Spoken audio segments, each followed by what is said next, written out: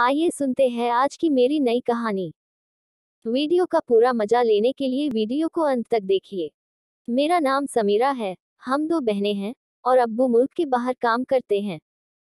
हम अपनी अम्मी के साथ अकेली रहती हैं। जब ये हादसा हुआ उस वक्त मैं 14 साल की थी और मैं 7वीं क्लास में पढ़ती थी, जबकि मेरी बड़ी बहन नाजमा 16 साल की थी, जमा और 10वीं क्लास में पढ़ती थी।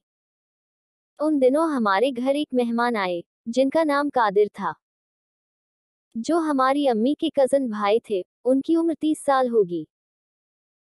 अम्मी ने बताया कि यह तुम्हारे मामा हैं और कुछ वक्त यह हमारे साथ ही रहेगा क्योंकि उसका घर दूर था। वो हमारे शहर काम के सिलसिले में आया था। कादिर मामा अच्छे खासे खूबसूरत थे। वो सुबह होते ही काम पर चले जाते और शाम को वापस आते थे। वो हम दोनों बहनों को ट्यूशन पढ़ाते थे। अम्मी काफी खुश थी कि चलो फ्री में हम दोनों बहनों को नॉलेज मिल रही है। रात का खाना खाकर कादिर मामा छत पर सोने के लिए चले जाते थे।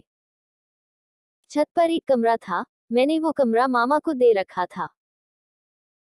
अक्सर हम रात को तीनों उसने कमरे में चले जाते और देर तक बातें करते रहते। यूं समझ लें कि हमारी जिंदगी में रौनक आ गई थी। हर हफ्ते की रात मामा हमें खाना खिलाने बाहर ले जाते थे। खाने के बाद हम पार्क में चले जाते और रात को काफी देर तक वापस आते, क्योंकि अगले दिन हमें स्कूल से और मामा को ऑफिस से छुट्टी होती थी। इसलिए हम देर तक सोते रहते थे और फिर सुबह उठते ही गरम गरम नाश्ता मिलता, जो अम्मी हमारे लिए बने होती है। एक रात ऐसे ही अम्मी किचन में खाना बना रही थी। मामा भी उनके पास खड़े थे। मैं किसी काम से किचन की तरफ आई तो मैंने खिड़की से अजीब मंजर देखा कि मामा और अम्मी किसी बात पर हंस रहे थे कि एकदम मामा ने आगे बका अम्मी के चेहरे को चूम लिया। लेकिन हैरत की बात ये थी कि अम्मी ने मामा की इस हरकत का कोई जवाब नहीं दिया, बल्कि अपने कामों में लगी रही। मैं ज्यादा बड़ी तो नहीं थी, लेकिन इतनी नादान भी नहीं थी। मुझे मालूम था कि कादिर मामा अम्मी का सगा भाई नहीं है, बल्कि वह रिश्ते में उसका कजन लगता है। उस दिन से मेरे दिल में उन दोनों के बारे में शक पैदा हो गया था। फिर मैंने उन पर नजर रखनी शुरू कर दी तो मुझे मालूम हो गया कि वह इस तरह की हरकतें अक्सर एक दूसरे के साथ करते हैं। मेरे लिए ये परेशान कर देने वाली बात थी।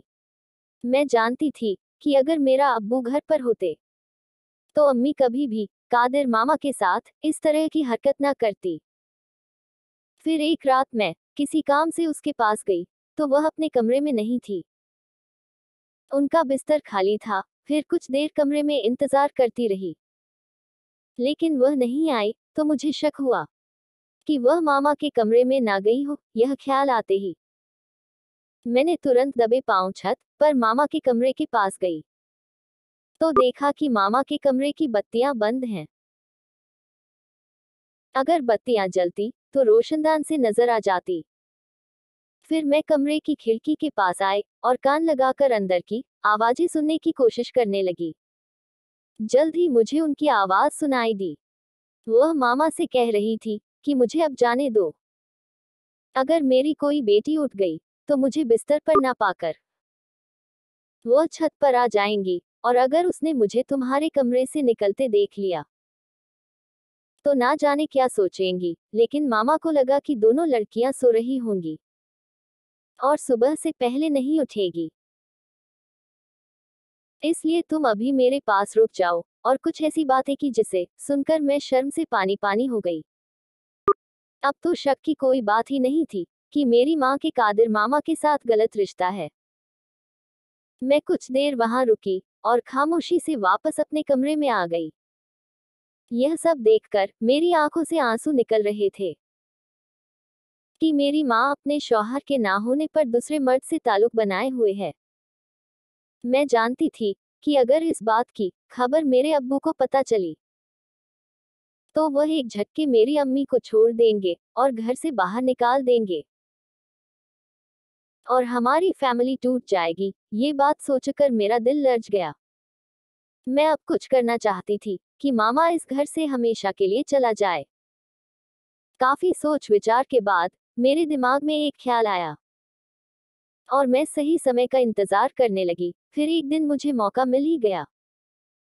उस दिन अम्मी और मेरी बड़ी बहन बाजार गई हुई थी। मैं और मामा घर में अकेले थे। मैं मामा के कमरे में गई और उनके साथ बातें करने लगी। थोड़ी ही देर में दरवाजा खुला और अम्मी घर में आई। तो मैंने अचानक अपने कपड़े फाड़ डाले। मैं शोर मचाती हुई मामा के कमरे से बाहर निकली। मेरी अम्मी और बहन ने पूछा कि क्या हुआ, तुम्हारे कपड़े किसने फाड़े और तुम्हारी ये हालत किसने की। तो मैंने रोते हुए कहा कि मैं मामा को चाय पूछने गई थी, तो उन्होंने मेरे कपड़े फाड़ डाले और मेरे साथ गलत काम करने की कोशिश की है। और तब परेशानी अम्मी का मुंह खुला का खुला रह गया। वह मामा को बुरा भला कहने लगी कि तुमने मुझमें और मेरी बेटियों में कोई फर्क नहीं रखा, तुम अभी के अभी यहाँ से दफा हो जाओ। उन्होंने मामा की एक भी ना सुनी और धक्के मार मार कर घर से निकाल दिया। मेरी समझ में इस दिन यह बात आई कि एक माँ का किरदार जैसा भी हो वह अपनी बेटी में मामले में बहुत सख्त होती है।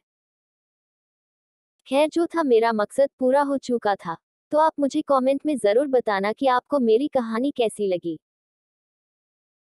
दोस्तों, ऐसी ही ऑसम कहानियां पढ़ने और सुनने के लिए हमारे चैनल ऑसम कहानियां को प्लीज लाइक करना और अपने खूबसूरत दोस्तों के साथ शेयर करना और सब्सक्राइब करना। धन्यवाद।